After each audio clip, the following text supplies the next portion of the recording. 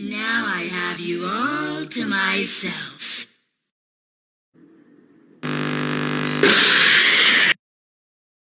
And now you are mine.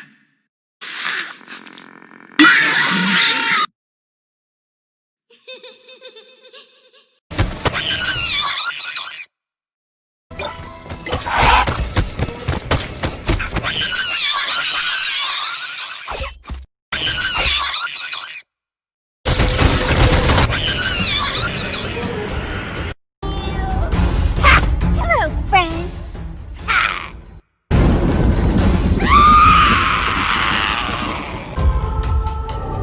Gotcha.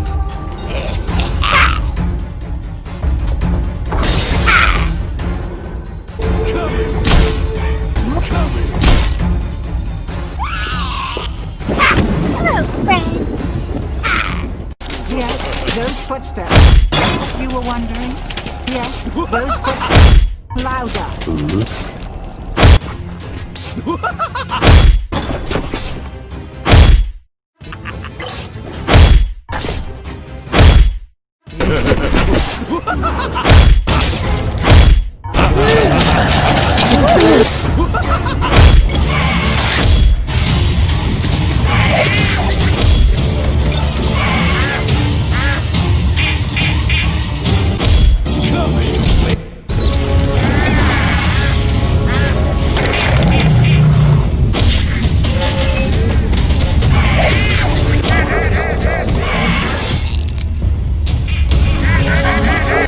Yes?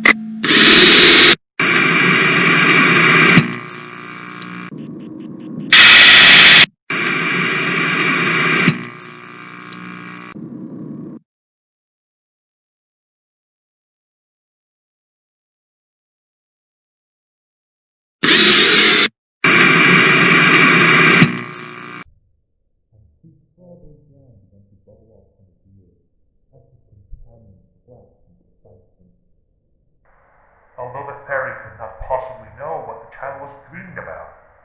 The smile on his face was all she needed to see. Her body was happy, and thus she was happy. But as time passed, the kid's expression began to turn sour. The fairy that kept watch of him, worried that their dream had taken a turn for the worse. Confused, she whispered more pleasantries to ease his disturbance. But as each word left her mouth, the child grew more and more agitated. As she continued to raise her voice, the words dug into his head, each one turning sharper and cutting deeper than the last. Sweat ran down the child's face, his body trembled, his eyes leaking tears that flowed from his chubby cheeks. She stepped back in horror and watched as her body cried and wailed for reasons she did not understand. Was it a fever? A nightmare? Did she do something wrong? The fairy could not bear to see him in such state, so she rose to the air once more and began to flap her wings rapidly. A gust of wind formed below the fairy, strong enough to collect the magic sparkles that she left behind as she flew. The sparkles piled on top of each other and began to dry up. With a sleight of hand, she cast a spell over them, turning the sparkles into a coat of smooth, silky white powder. With another quick movement of her wings, she let the coat fall over the child's face, drying up his tears and covering his frown. The powder was bound in his skin, and the trembling ceased. Though the pain had gone away, the boy's smile did not return in its place. As night turned to dawn, and dawn to day, he lay still on his bed, and the white powder glistened from the rays of sunshine coming through the window. The boy had stopped dreaming.